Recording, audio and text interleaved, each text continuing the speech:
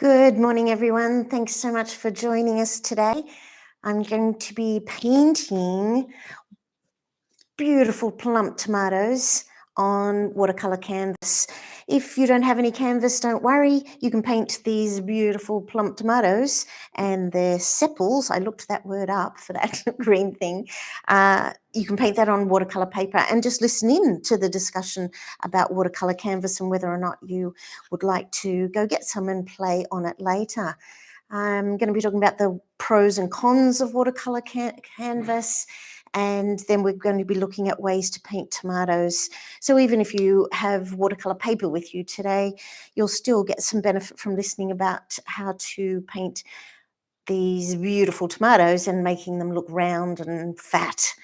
This is my attempt yesterday. I decided to do some prep because it's been about 3 years since I've painted on watercolor canvas, and I've just had these bits and pieces sitting around, so I'm really glad to use them up.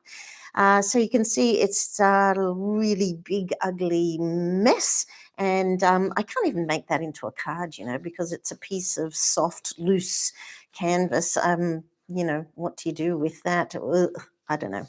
I don't even know if you can use the back, so that will be something I will experiment with. So I'm going to get rid of that one. This was my second experiment because I thought, I need to get these sepals right. That I ended up getting right using Inktense pencils. That turned out to be the best way for that.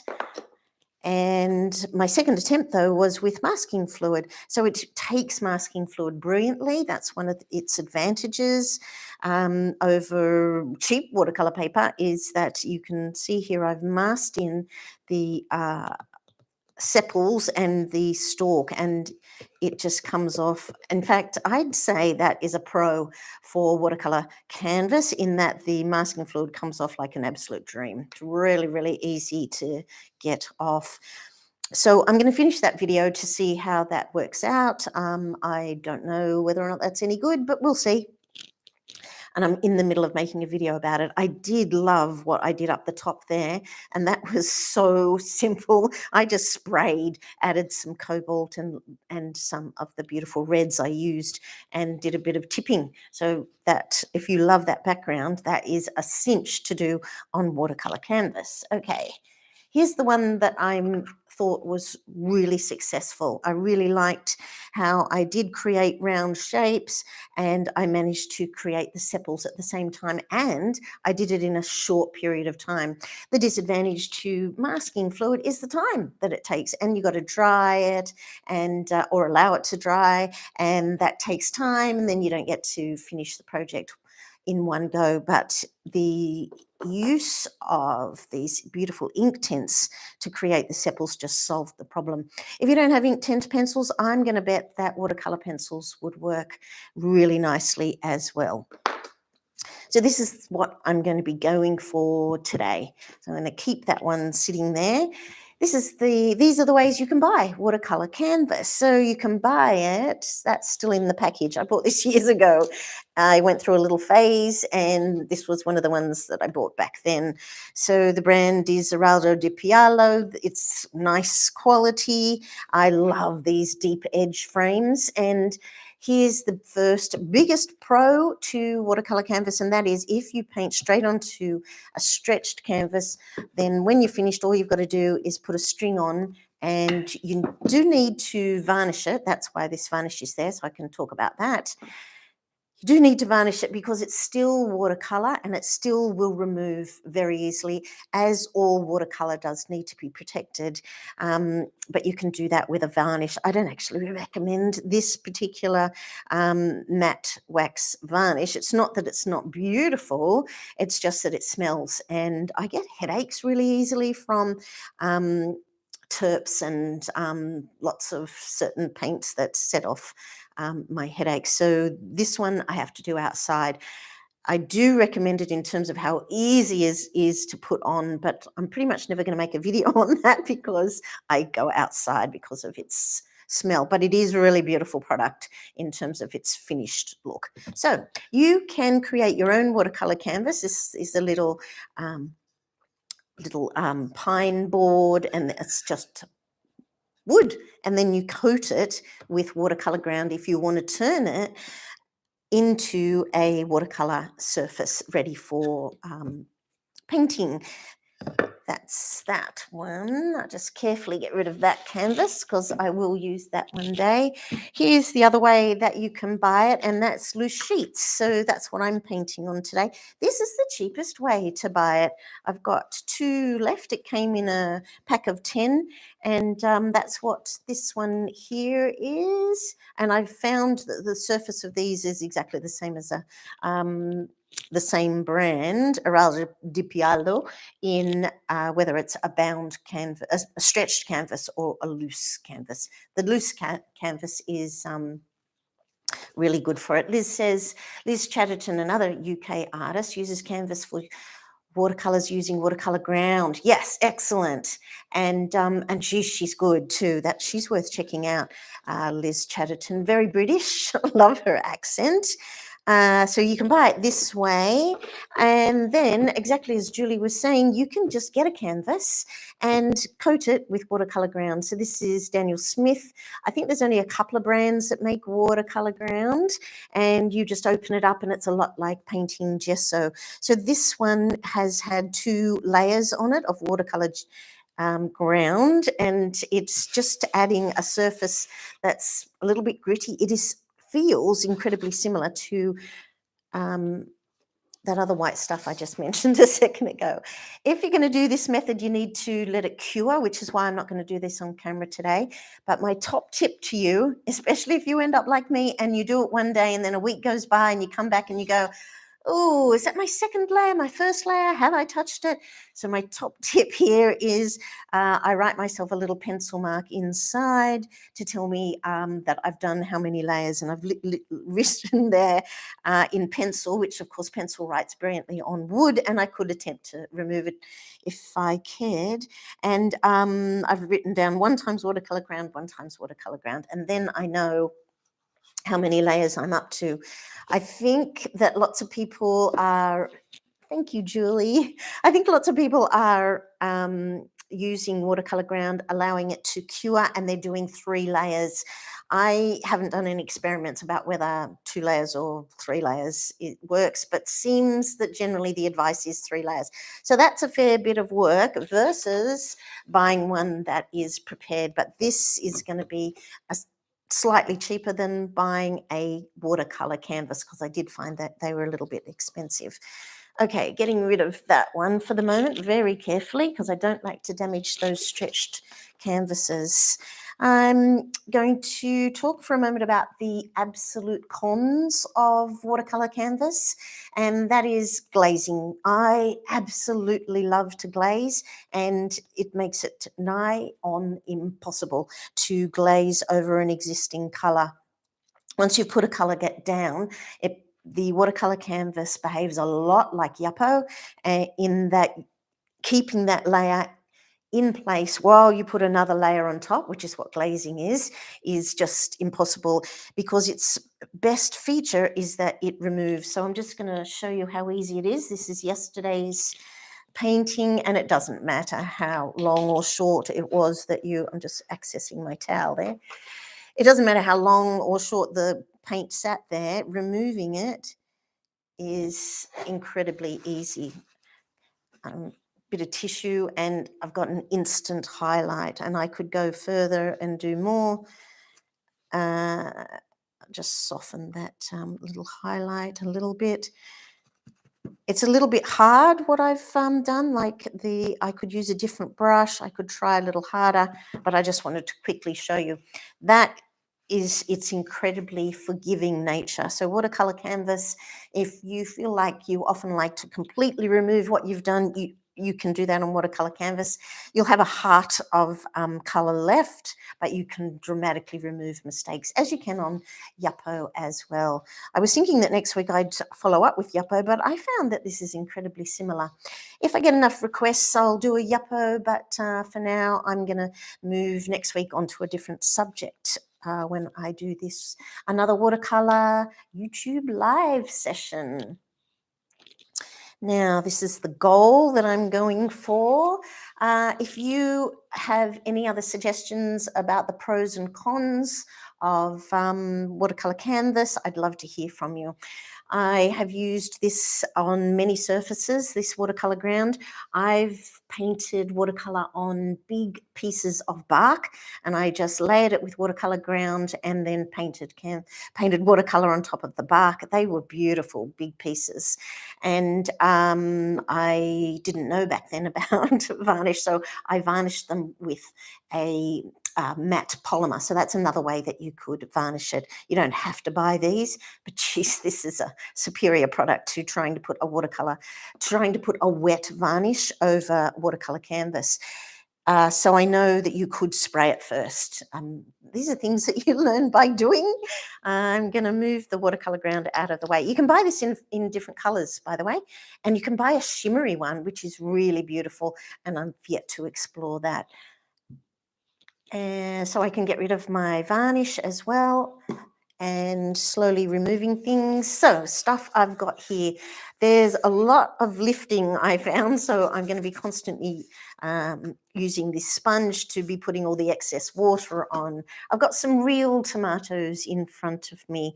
Hopefully you follow me on Instagram or Facebook, and you would have seen that the subject is tomatoes, and that way you can either use the image that I put up and just print that off, or you might have some of these truss tomatoes. The way I'm going to be painting them today is not include this stalk. I'm going to, in fact, place the tomatoes without the stalk. Get rid of the stalk. I am going to be using this sepal as an extra one because I can paint that on its own. And they are so incredibly interesting. They're going in all different wonderful directions.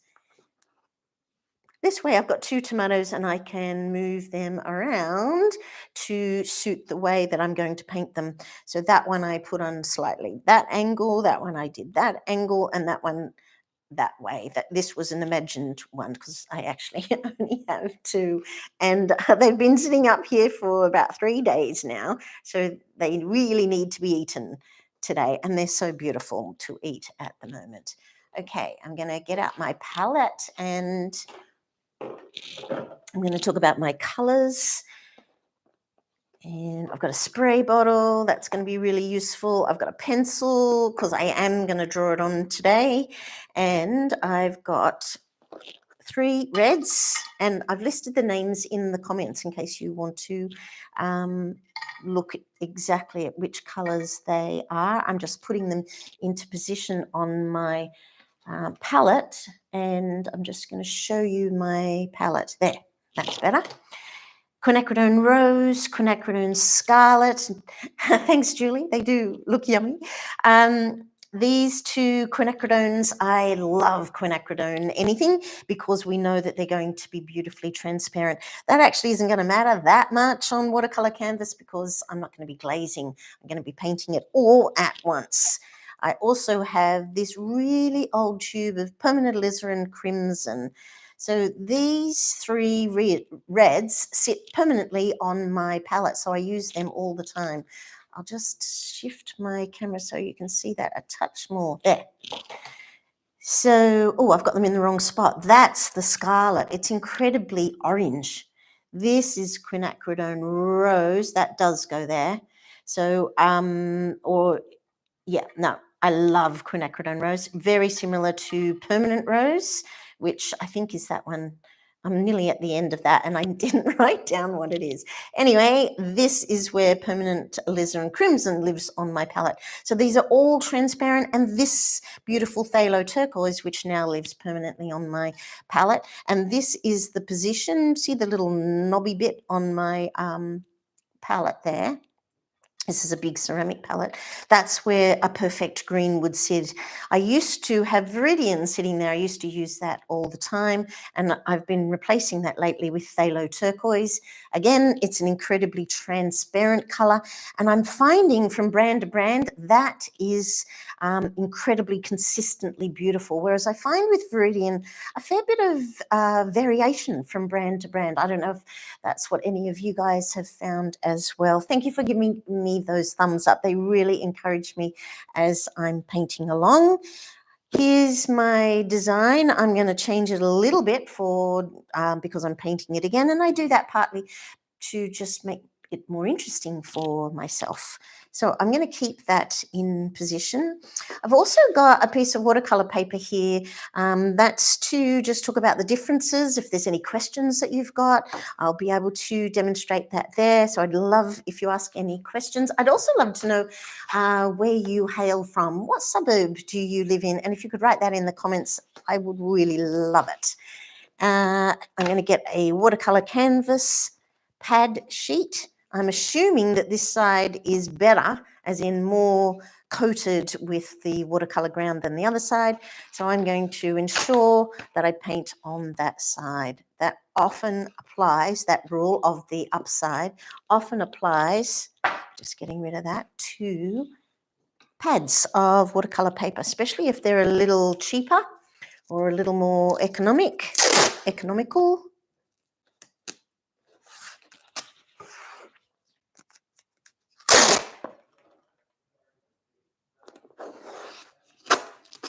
I'm taping it down for two reasons.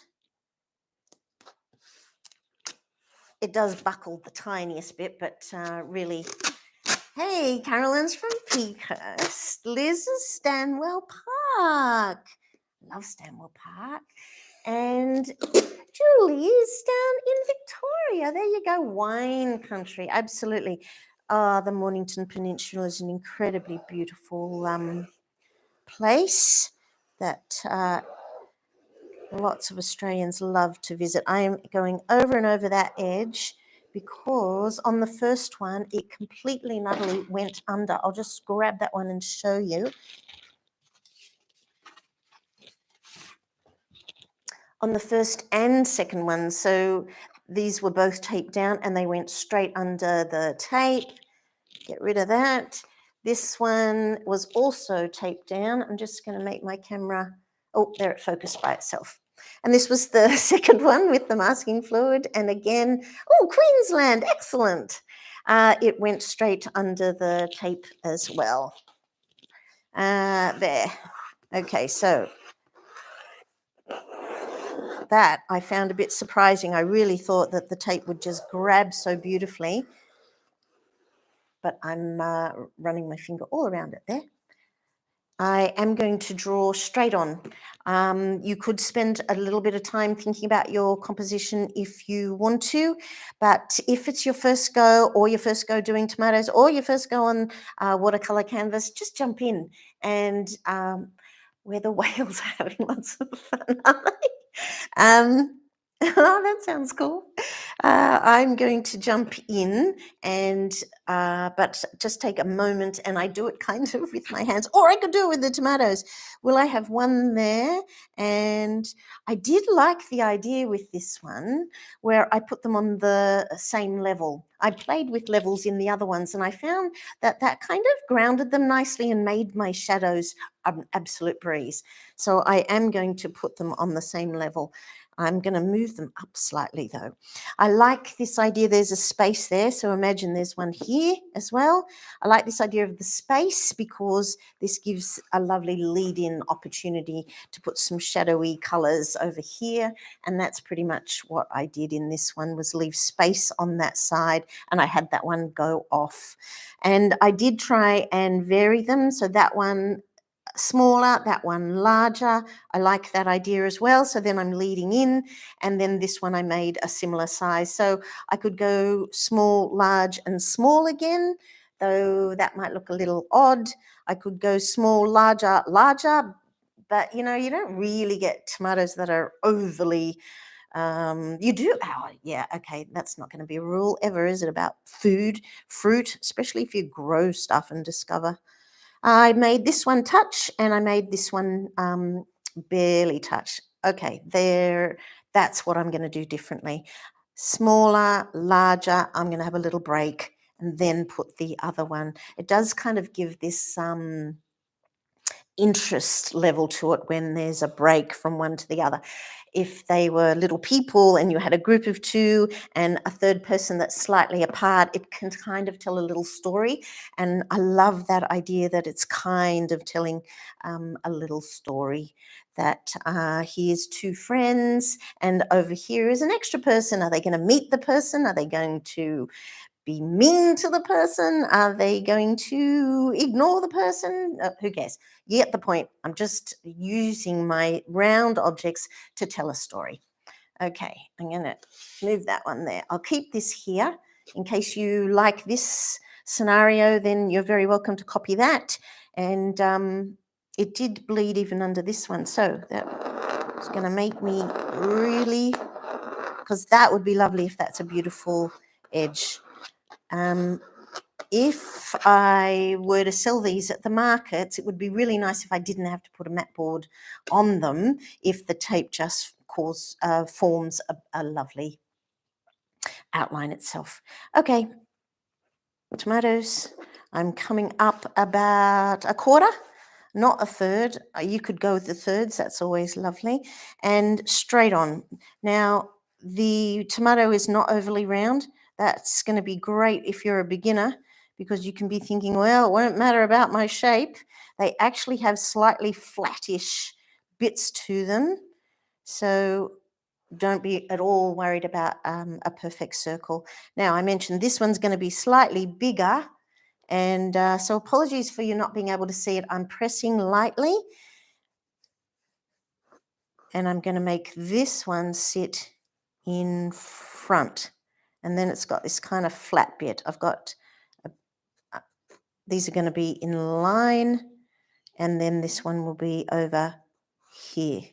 This one I want to be bigger. So again, not circular. It's kind of got funny flat bits. And then another one over here. So I'm going to leave a little gap for this one. It can be the same size. Oh, maybe I'll make it more of an egg shape. There you go, and barely go off the edge. I like that. Now, the area that I'm going to, oh, just before I've remembered, this tomato is in front of that one. Thanks, Julie. That's hilarious. Oh, no, I rubbed out the wrong line. That line. It's because I was thinking about Julie's comment. This one is in front, so I'm going to draw that line in front.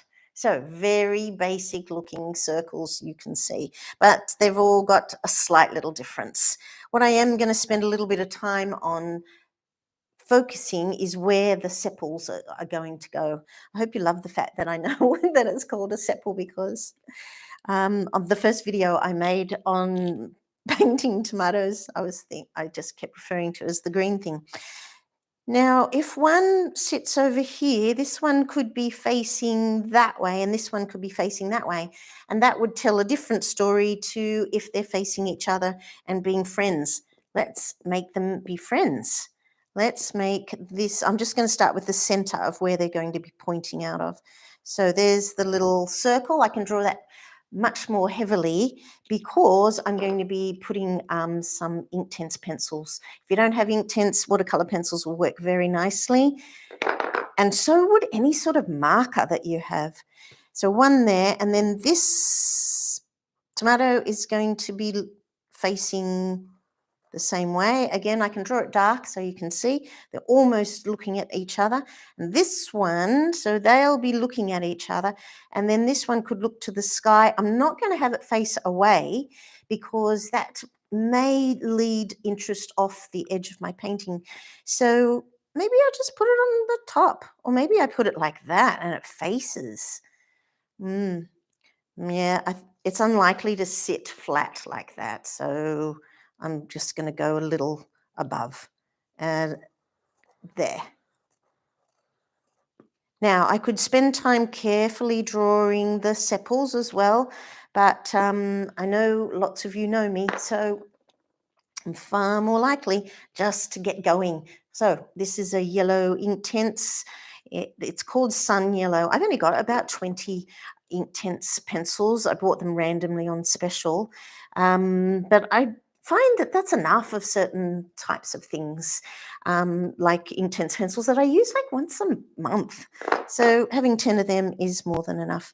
I'm going to add little bits of yellow. So this is going to be hard to see. I might just zoom in much closer to see if that can help you see what I'm drawing on this one.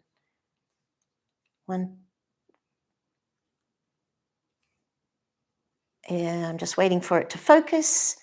Come on. Just keep going until it works out how to focus. I keep going in. And maybe if I come out, it will focus. It's having a lot of trouble. I'll just wave my pencil around. Okay, if these YouTube live sessions keep working, you can see what I'm going to invest in next. This is the camera that I had from when I was very first starting doing Zoom lessons.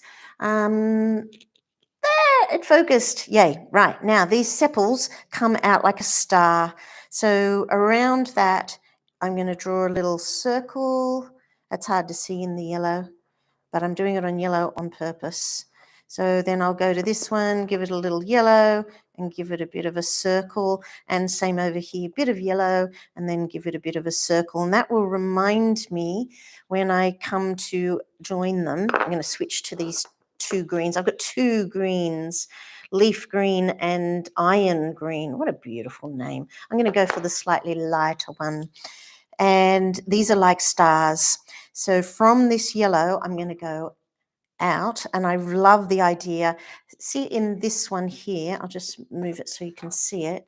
On a number of the tomatoes, I went outside the tomato, and that's filling this space nicely, and it's just drawing interest up there rather than keeping them within the tomato shape itself. And so that requires a bit of exaggeration, or as artists call it, as artists call it, and then I can't remember. Yeah, there's a term for it, and I'm sure one of you is going to kindly write that word up for me in a moment. Okay, I'm drawing sepals there. Now I'm going to carefully, I'll put that there so you can see that I am ever so carefully following the shape of it. So it's got a little break, so I'll put a little line and that'll remind me change direction a little. And then it's got a curvy bit and it comes out and it's got a hook. I'm going to switch to my other green. Artistic license. Thanks, Liz. Thank you. Here's my other green. It's actually a bluey green. I don't know why it's called green. Well, it's got a green undertone. And then go back to my yellow. Each one of them is going to have this treatment. I'm not going to spend a lot of time on the sepals because when we start to, oh, and Lena said it too. When we start to paint some of these intense moves, which you probably know well, I'm just going back to the lighter green. Okay, on to the next little one. This comes down here. And you can see now I have drawn this circle. It's a lovely guideline. This sepal comes out here. And then each time it changes direction, I'm dramatically following the change of direction because it gives it a little bit of interest. And I've taken artistic license then and gone right outside the shape of the tomato. It's really hard sometimes to talk, and I'm just going to swap between colours. And as I say, I'm doing a quickie version because we'll redo these at the end. Nice quick version along there like that. Next one, I might draw in yellow. This one comes towards me. Do I want a line like that? Yeah, that's really awesome to have a line coming because I'm going to have these beautiful shadows come in. And then how perfect if there's one that's pointing in this direction. So go back to the green. It's got a little bit of yellow underneath. And you can see as you go along, you start to get a little faster. This one's in front. So these sepals need to go behind. So that one's going to come down here and go back to my greens. and have it go behind. 2 greens, and then I like the yellow underneath, and then the third one will go up here. It comes outside the tomato again. Perhaps it will go, and oh, I know, it can hit it and then reappear. I'm just thinking about little ways to make each one a little bit interesting up there. Okay, and then you repeat, but each time I'm going to swap tomatoes, or on the final one, I've also got this lovely sepal and stick.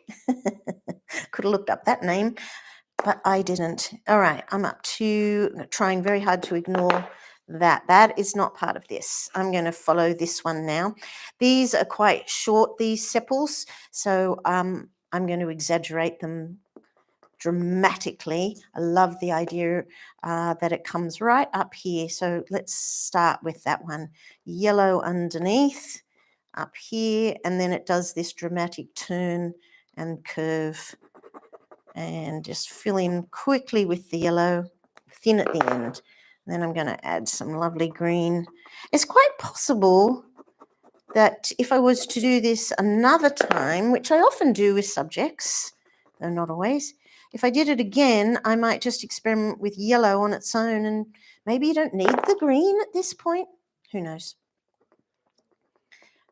Well, worth asking the question. Now, this one, I need 5. So this one, I don't want it to go over there. I want it to, should it go between or over? Or this one should go over and down.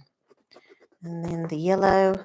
These pencils are brilliant. They just glide one over the other. Bit of green,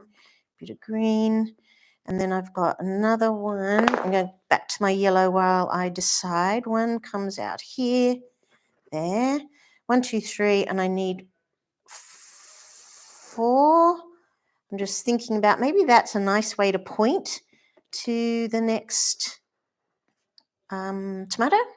And then this one actually does curve back on itself. So I'll do that. Okay, bit of yellow underneath, lovely, quick establishing the colour. And then I'm coming in with that beautiful green on top. I know that it's looking incredibly messy at this point, but I'm also really conscious of the fact that I'm going to be redoing them at the end, so it really doesn't matter. I'm going to fill in that with yellow to remind me at the end this needs to all get painted. All right, I'm on to the third one now, which is cool. Lots of drawing here with Inktense. When I'm doing the YouTube lives, I'm trying really hard to think of ways, just getting another sepal. Get this one, has a broken one. I like the idea of including them all, and these are all mega bent backwards. Oh, I wonder if that's kind of cool. If I do lots of bendy ones on the third one, this will have the biggest tomato has the biggest sepal. Maybe this has little miniature ones. Now, I really liked this look here. Just moving it over. I really liked that one that came out the top there. That was cool. So I'm going to repeat that. I don't know why it is. Sometimes it's just interesting because it's a bit different. But I really don't want to repeat that. So it's going to come different angle to that. So it's going to come up here. And I don't want to repeat that. So does it come down or does it go over there? I'm going to make it do a weird thing. There, that'll do. I should put these pencils over here. I often talk about having stuff in convenient spots, and I'm not doing it for myself. Okay, this one comes out like this. I'm going to make it come out and then curve back in. These are simpler. So worth including the sepals on the tomatoes because they're really adding such a lovely element of interest. This one goes down, cuts off, and comes up and does a hook. It's beautiful. Bit of green. I guess the disadvantage in just doing them in yellow and then painting over is that you really might lose a fair bit of the sepal. So perhaps the green is the right way to go. Anyway, I've got 1, 2, 3, and I need, I know, one goes off the edge of my canvas. And this one can be a little grungy one. It can have a little curl. Now, none of them have curls. I can fix that later. As I say, yes, at the end of painting it, we're going to spend a little bit of time on that. All right. Now, I want to talk for a moment about the tomato before we begin painting. I just zoom out a little bit so that I can talk about the shape of the tomato. I might just put this lid on so I can draw here. Yeah, that'll work. So I'm just going to do it in pencil because it's lovely and fast. What we've got is a round shape. I'm imagining that my shadows come out this way. So I really need to make sure that my lights are going to be on that side there. That's going to really, really help. I think I need to switch to a darker marker. This is these are these really cheap alcohol ink markers that I bought years ago, and they've got horrible lids. That's what happens when you buy cheap stuff. Right, so the shadow is going in that direction, which means that the light, the ever important light, is coming from this direction, which means I'm going to have lovely light bits up here, and those light bits would look lovely, and they'll be appearing, in fact, on your tomato. So if you look at this one, the lovely lights, I've got lots of lights here, are kind of round shapes. When I paint, I'm going to be painting in this direction, and it is really surprising how when you paint in the direction of the shape, that's just contour. You can draw in this way as well, draw contours. It really has this fabulous effect on creating a round shapes. You can see it really dramatically on these shapes that each time I added the reds, and I added 3 different reds that we've talked about. Each time my brush stroke replicates the direction of the fatness of the tomato. I do that on lots of objects when you want to create something that has a 3D effect. The other thing that's important in creating the 3D effect is that this will be the lightest part, and down here will be the darkest part. There are fabulous videos you can watch that will also talk about reflected light, because there'll be an area of the tomato that is not completely dark. I'm simplifying it. I'm going to go light and then have highlights. Okay, call that HL. These are highlights, so they'll practically be white. This will be a light tone, L. And then I will get darker, darker, darker, and I'll have a really wonderful dark down here and wonderful darks for those shadows. I hope that makes sense. If you just practice this lovely method of stroke, stroke, stroke, then it's really surprising how you will get a lovely round shape happening. The highlights you won't need to worry about at all. At the very beginning of this morning, that's one of the things I showed you, was how incredibly easy lifting off those highlights is. That is its superpower, is the fact that it lifts off like a dream. And it's also its worst element as well, because you can't glaze. But we were working out how to get around that today. If you have any pencil lines you don't like, now's the moment to get rid of them. Get rid of that. and get rid of my pencils. I'll need them later. And I'm just going to make myself a little organized. I'm going to keep the tomatoes in front of me. It's so worth looking at the real deal. And let's get painting. Oh, no, I mentioned the eraser. I've got a bit of pencil just there I don't want. Anything else I don't want? Any guidelines I don't want? That line doesn't match up, but that won't matter. I'll be painting over that. That one takes off a little bit of the Inktense, interestingly. Yeah, I think I'm ready to go. Okay. Now, I've got some phthalo turquoise here, and what I'm going to do is grab my spray bottle, get rid of my colours and let you see them. I'm going to spray phthalo and red, red, red, red, red. Does anyone want me to go over the colours again, or are you very happy just to look at the list, or do you want to ask about substitutes, or I'm just going to start painting, so please ask me anything. That's the absolute value of you being here at this moment. I'm going to go for, thanks Julie, I'm going to go for my favourite to do an underpainting on each of them, and they so are an orangey red. So wet my brush and grab some of this quinacridone scarlet. Right, make a lovely puddle. I like to make the puddle in front of it, and I do want it to be really watery. So big slathering of water.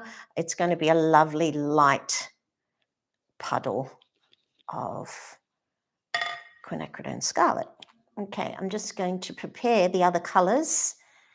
You know that I like to use different brushes, but always suit yourself. Now, the next colour I wanted to get out was quinacridone rose, this one.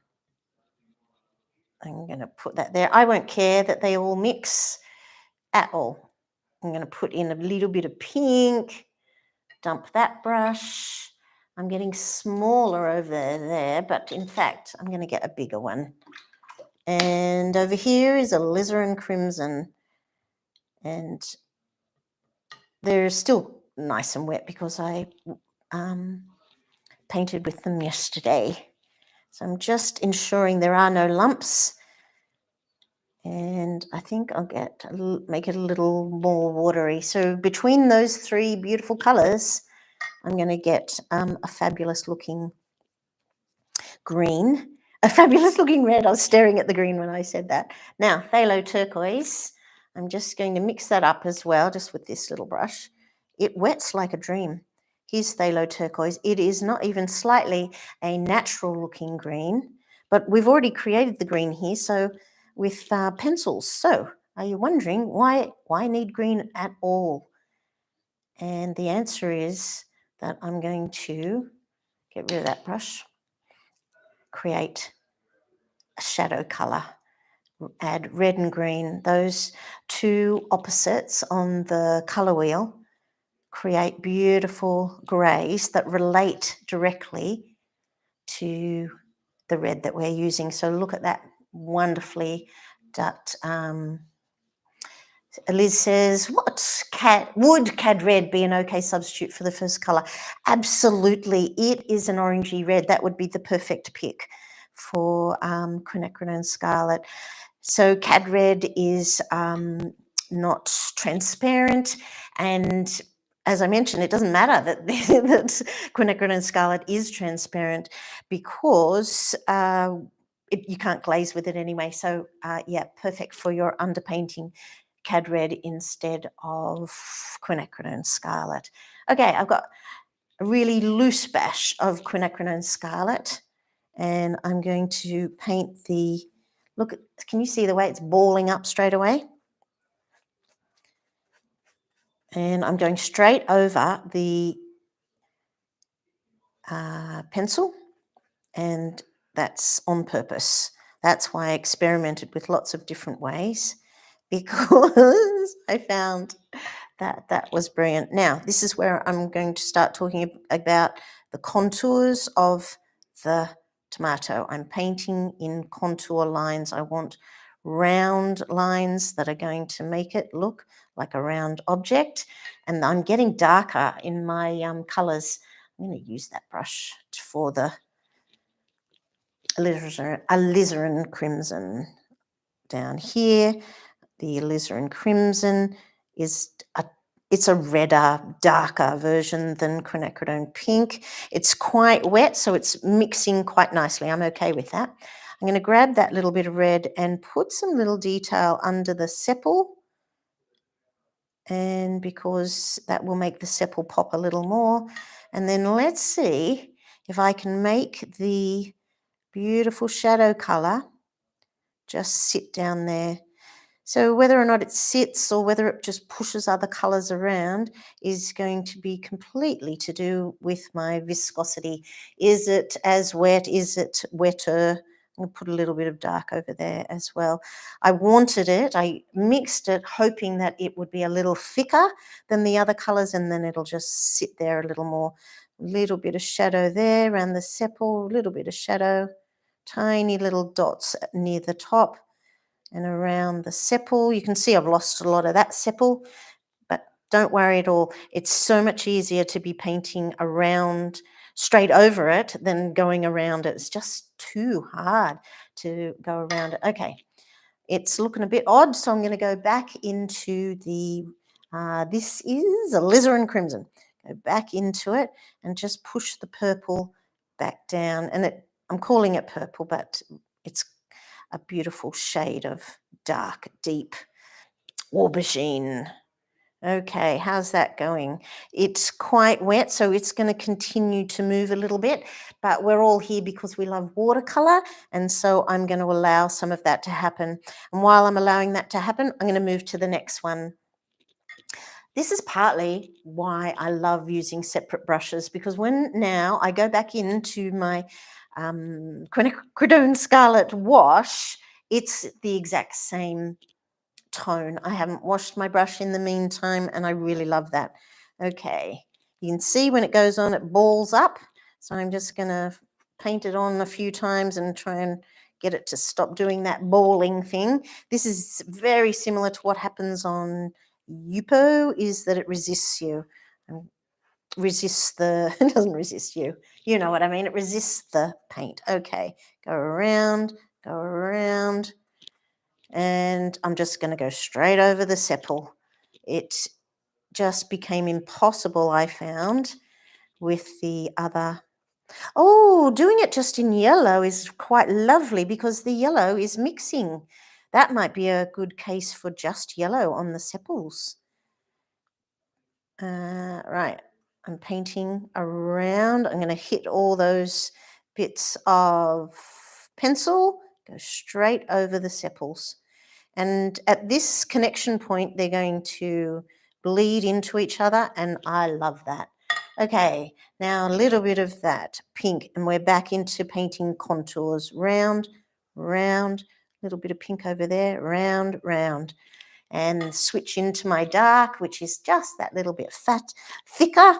And we're remembering that the light source is coming from this way, so I'm doing dark only down here. Dark, and come right to the edge of it, even though technically there would be a little bit of reflected light. So if you want to paint more accurately, you might change up this tone down here. I just put, because I was talking away, I just put dark over there. So easy to fix that. This is my brush loaded with the quinacridone Scarlet, so it's very wet. I mentioned that I have a sponge. I'm just going to remove that. So there's barely any scarlet on it, and just look how easily it lifts. It's just insanely easy. Just coming straight off. I'm just putting the colour on the sponge. If you don't put it somewhere else, you lift it off and you put it back on. Same as when you're cleaning the kitchen and you're wiping the bench and you pick up crumbs, whatever is all over your bench. And if you don't get rid of the crumbs, you put them back on again. And the same thing applies to painting with your brush. I'm amazed at how many times I've seen people pick it up and then think that it's going to continue to pick up. You need to put it somewhere else. Get down from your horse, Marion.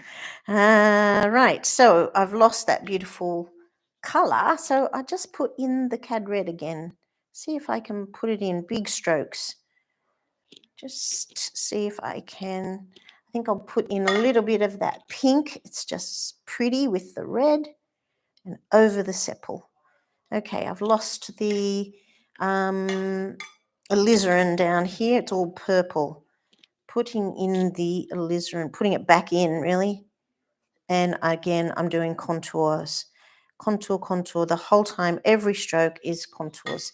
I'll go back into my purple, and I know it's not purple, but it looks like a mineral violet. I'm just checking in on this one. It's quite lovely. I don't mind at all what that one is doing, so that's kind of cool. This has a really flat bottom on it, and that happens with fruit, so I'm not going to change that. And also, I'm thinking about how there'll be beautiful shadows later. Okay, the third one is rinse and repeat. Glaze it with the orangey red, whichever orangey red you went with. And I start off just by getting it to accept the paint because it balls up. That can happen on plastic palettes as well.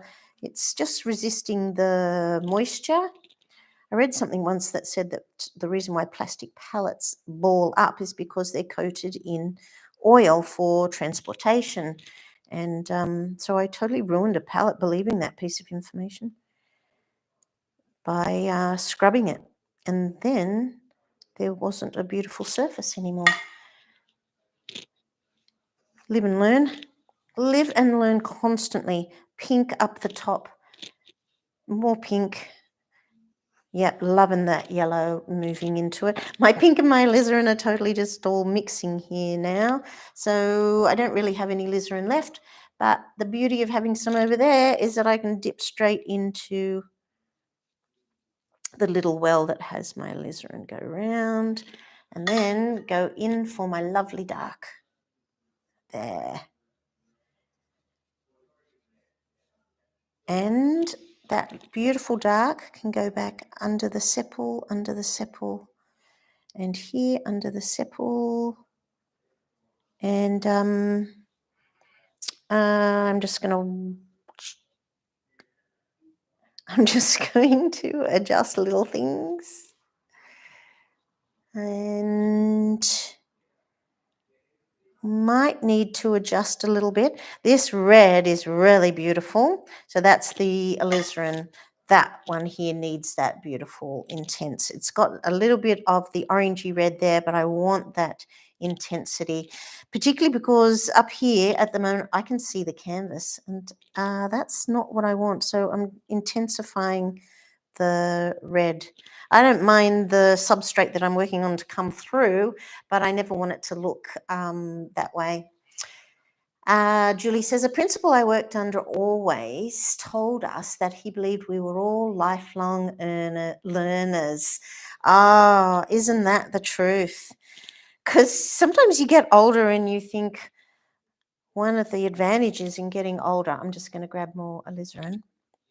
One of the advantages in getting older is that you know stuff, and that's absolutely true, but you continue to learn. And I think accepting that premise is really quite helpful, because I'm just adjusting that edge. It's really bothering me. It's just nothing. I'm going to go in now for more of that phthalo turquoise and mix a slightly different looking batch of colour. That's very blue. So I'll just add some more of that alizarin.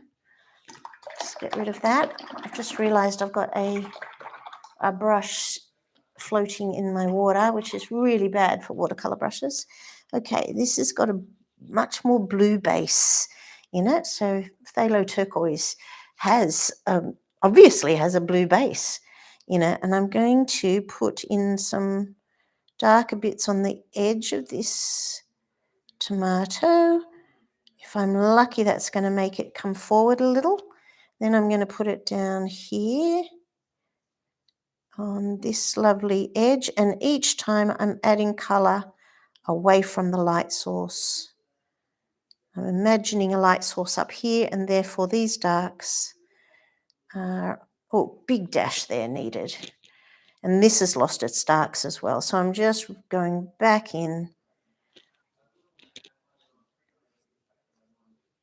We're all familiar with painting on watercolour paper, and we know we don't go back in and back in and back in. In fact, I'd say that's one of my goals when I'm painting on normally on watercolour paper, is that I don't go back in.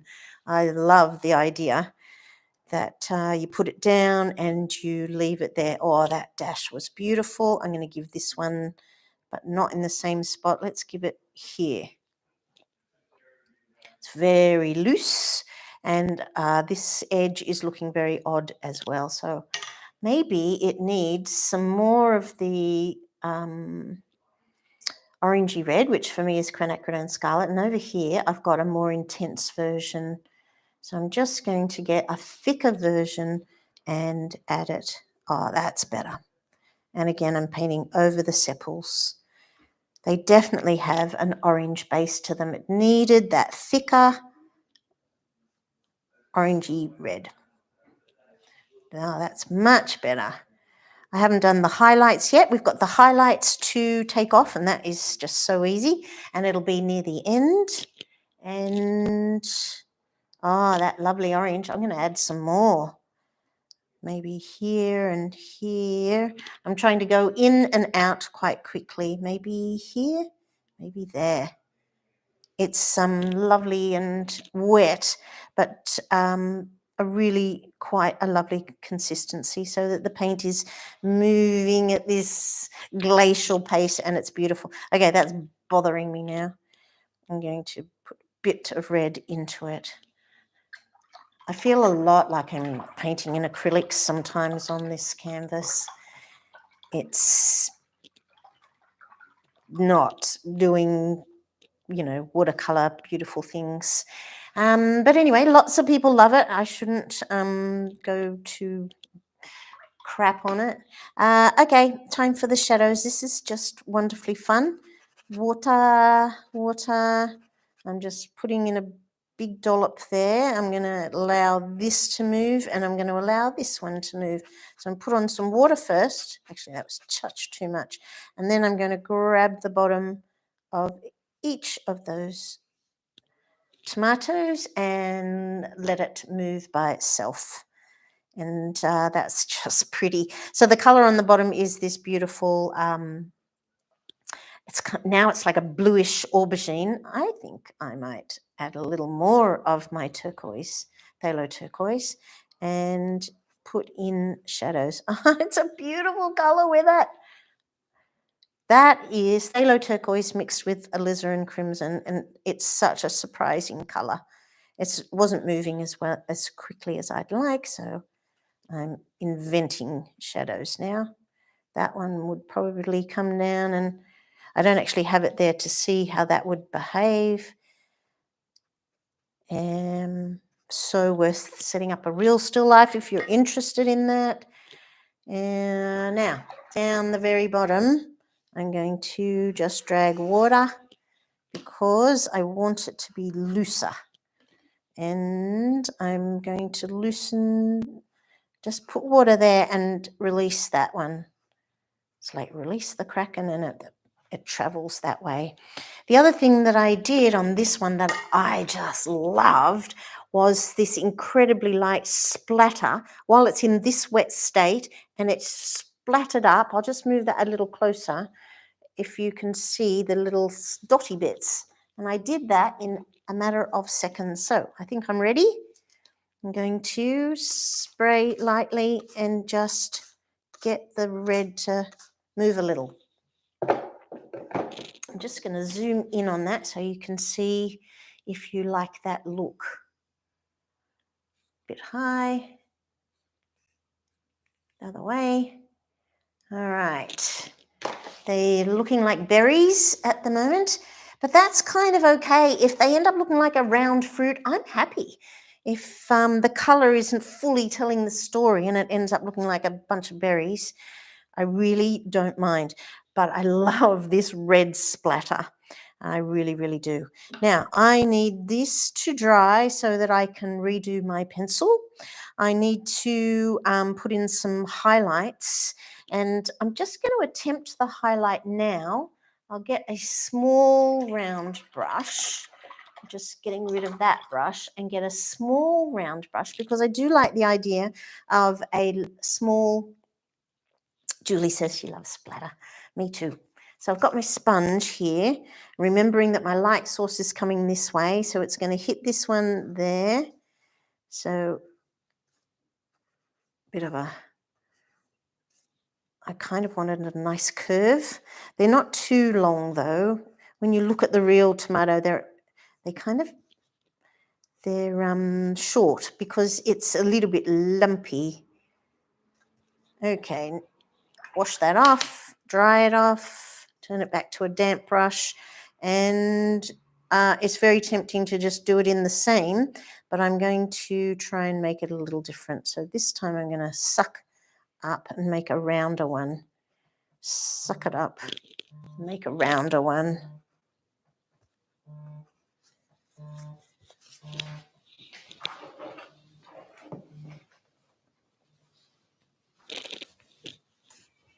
Sorry about that. I turned my phone off for the session, but I should have put it on another table. It was vibrating the table. Look at this one's just run back into itself. So that wouldn't have happened had I dried it first. So do you dry first and then do the highlight, or do you do the highlight? Actually, I really like the idea of doing the highlight first, and then while I'm drying it, so I'm going to get the hairdryer out to it in a minute. While I'm drying it, I can stare at it for a minute and go, are those highlights in a good spot? I'm just using it to suck.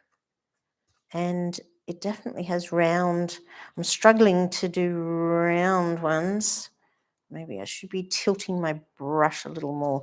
There's a big puddle there, but I am just focusing on highlights. Oh, there'd be a highlight there. Oh, there is. If I stare at it, there's a highlight there as well. Oh, I'll continue that idea.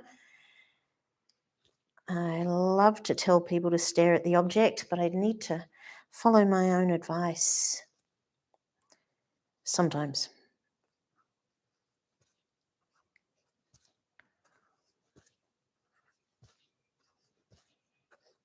I could go for a while like this, couldn't I? So this is working nicely. I'm using the brush to lift off, and I'm doing it in the direction of the contour of the tomato. I have such trouble talking while I'm doing certain things. I've totally lost the sepal down here, but it's going to be so easy to reclaim shortly. Okay, let's leave them like that, and let's grab the dryer. Get rid of that red on that brush, and I'll zoom out a little while I dry.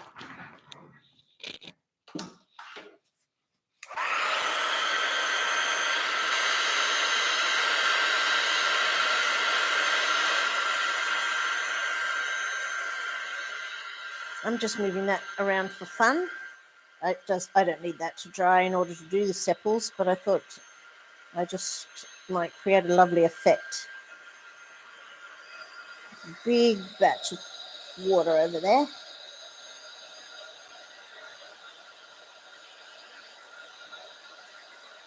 I'm dragging the sponge through that because I want it to move in this direction. There, that's it. That's just the edge of the sponge doing it.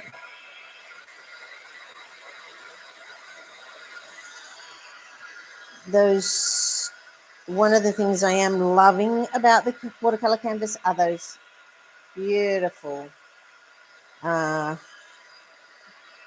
shadows. That's just created in a matter of seconds. The splatter was fantastic. I don't think on watercolor paper that splatter would have moved quite so beautifully, and I don't know that I would have created shadows in that beautiful way. Hey, Helen. Helen says, very therapeutic. So easy to forget to wipe off.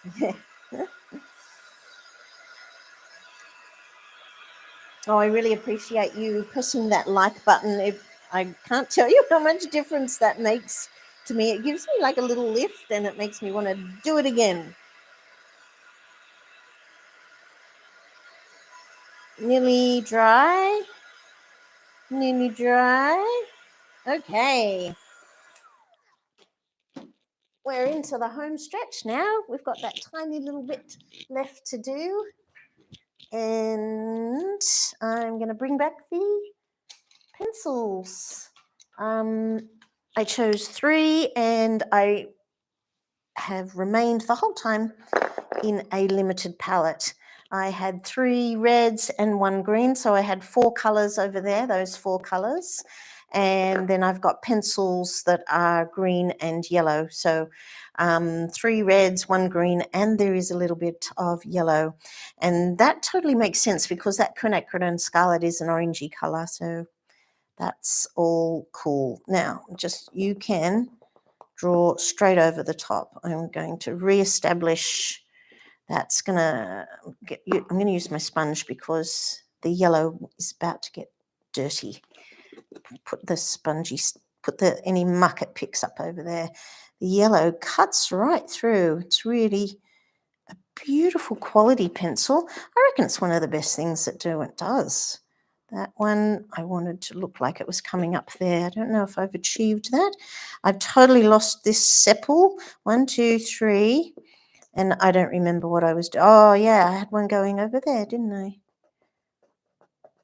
I don't think that matters that I have forgotten or lost it or anything like that. Okay, over here is the 5th one, and it's going to come like that. And then I'm going to add a bit of green because they're not actually yellow, but a yellow under colour. It's not an underpainting. Under drawing is quite lovely. And it's so beautiful. The so surprising how beautiful the yellow is with the red. Okay, back to my yellow, clean it off. And that one, I thought that one pointed that way, but it doesn't. It points this way. That looks a bit odd. So often when you're working away and you think that's wrong, it's just better to move to another part of the painting. It just slows you down if you sit there trying to solve too many problems. This one is behind, and I need to fix that with a bit of paint. I'm going to do it right now. I'm just going to dry off this brush and grab some of that dark and put it on ever so delicately because, as I mentioned, it won't glaze. So I was trying to cover that little sepal there. That bothers me because I want this to sit in front. Can you see how instantly it's begun to take off? Excuse me. This way, this one comes up and goes over there. Then go back to the green. Yellow makes it look as if the sepals are catching the light. Ah, thanks, Julie. That is such a great comment. And yeah, you're right, because yellow is so lovely and light, isn't it? This one's coming down here. When I'm painting, I just love the idea that I create something that's got interest in it. When I began painting, I knew that everyone respects realism and realism is the way to go and you've got to learn to draw. And so I took a lot of that advice on board, and it took a long time to discover that I actually was always attracted to the paintings. Excuse me, I'm on to my third lots of sepals here. It took me such a long time to realise that I'm not attracted to realism. I can admire it and go to the gallery and sit down and enjoy it, but I never have a desire, cleaning my pencil, never have a desire anymore to create realism. And I'm not saying that I don't respect those who do. I really do, because I never got that good to go for realism. And it doesn't bother me at all anymore. I think that's one of the best things that I've learned along the way is do what makes you feel good. Ignore the others. That is definitely something about getting older. I love those interviews where they say to people, so what would you say to your younger self? And so often the advice that famous people say to their younger selves, they're always famous people being interviewed, of course, because they're the interesting ones. Julie says, thanks for saying that, because still finding my way. Yes, and thanks, Julie, because I think that's just happens all the time. Is it's like this lovely long journey. I'm just going to zoom in so you can see, because we are nearly done. I'm just amazing. Just going to zoom in, not that one, this one. How about that button? Nope. How about this button? Yes. I did some presets this morning. Viv says, maybe that's why I like your style. I feel the same way. I think if you want realism, take a photo. Yep, that's cool, Viv. I like my sepals. I'm pretty pleased with that. Julie agrees. I like that these two are kind of got something to do with each other, that they're that I have achieved something a bit interesting here. And I think being closer to each other, and they kind of touch, the sepals and the tomatoes touch, I think that that's kind of cool. And then this one being leaning in like that is hopefully wanting to follow along or join in. And I think that suits my personality very much. I like the idea that you would join in, come and join the group. I think that's one of the comments that I would often love when I would be teaching classes, is that students said they felt that they could come and do whatever they wanted to do, that they felt included. So that is really, really cool. So this tomato is joining these. I hope that doesn't sound too ridiculous. Oh, thank you for all the thumbs up. That's so cool. So I'm thinking next week, watercolor markers. I was thinking about exploring another substrate. Last week, we explored a different substrate, and this week we've exploring watercolor canvas. But I was thinking about watercolor markers because they are so wonderful and loose. If you have some watercolor markers, that would be excellent. I also absolutely love water soluble markers, but I'm totally into the fact that most of you turn up because you love watercolor. So let's do a painting that involves watercolor markers or water soluble markers, because let's face it, they're incredibly similar. But if you only have watercolor pencils, please join in with them. That's just the same. Signing this one's a bit tricky. Taking the tape off is pure pleasure. Taking the tape off is going to be very interesting. Did I manage to make a frame? Let's see. Oh, yeah. Okay, that's really exciting. Robin says, I love how the ink tints mix to get the green.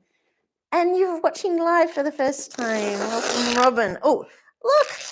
I'm so excited. That was just a result of pushing my finger down on the tape. Both edges absolutely beautiful. Oh, I think I'm really, really excited. So taking the tape off really kind of helps with where to put my signature. And since there's this beautiful yellow there, I'm wondering whether or not to sign it in yellow. But I'm not going to take the risk of signing it straight onto the space there. Oh, let's face it, the yellow's never going to dominate. I'm going to use one of these pencils, the green. So do I sign it? Oh, this little bit there is so beautiful. I'm not going to interrupt that. I think it needs to be over here. And in fact, there's a space. That space is calling me. Which green? Or should it be in red? I do actually have a red Inktense pen. No, go green. I'm going to sign my name in Inktense pencils. Marion Chapman. So much faster than signing with watercolor paint, of course. I love little opportunities like that. I'm surprisingly not wanting to fiddle with it anymore. I think I've achieved a bit of looseness and a little tiny little bit of a story there. Thank you so much for joining me this morning. That was really lovely, and I loved knowing where you were from and what you're thinking. And I've already set up a link for next week's YouTube Live on watercolor markers and water-soluble markers, and an image. Thanks, Julie. And so if you liked the look of that image, that's the sort of thing we'll do, probably floral and probably letting a bit of outlining with watercolor markers. It's so easy to do. So maybe you get a flower and join me next time. This is off to the fruit shop. I love that. It's fantastic. It really is such a good idea, though, to have the fruit in front of you. I really, really am amazed at what can happen when you stare at the fruit that you're painting rather than a photograph. So with that in mind, have a flower ready for next week if you'd like to draw from the flower that you have.